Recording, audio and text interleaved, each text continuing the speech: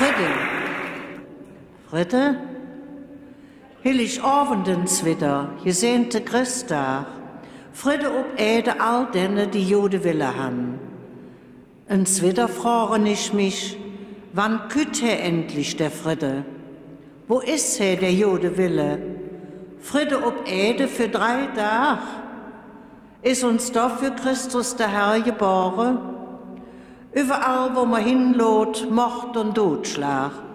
Für 3 Tage stellen sie den Knüppel in der Eck für zu suffen und zu schlemmen.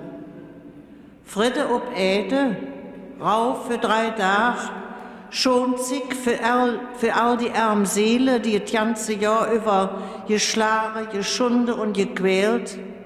Friede für sie für 3 Tage wie nicht.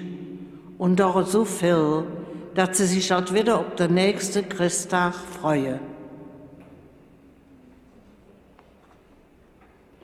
Einmal im Jahr steht ein Zig an, wo man jeden Freud verschenkt. Gewöhnlich wird man dann gefragt, sag, was wünschst du dir dann? Ich setze mich also hin und überlege. Ich überlege und merke, wie schwer es sein kann, sich jetzt zu wünschen. Wenn ich zurückdenke, weiß ich, dass es ein zig Jahr, da hätte man nicht zu überlegen brauchen. Ist das also so lang her? Vielleicht ja. Vielleicht hätte ich mir wünschen, noch ins Kind zu sein, noch ins Spielen zu können. So spielen zu können, wie wir als Kinder gespielt haben. Und vergessen, was wir an Schlechtigkeit in all den Jahren gesehen haben.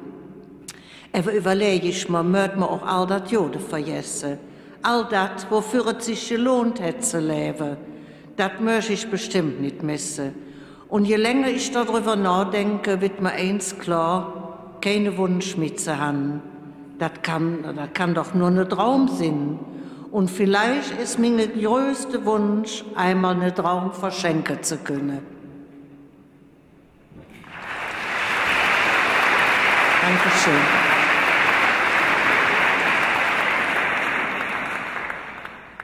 Ja, aber einen Wunsch hat sie ja doch noch gehabt, Annemie. Ja, das Ave Maria. Dann möchte ich es auch gerne spielen. Für dich, liebe Annemie. Danke. Franz Schubert, Ave Maria.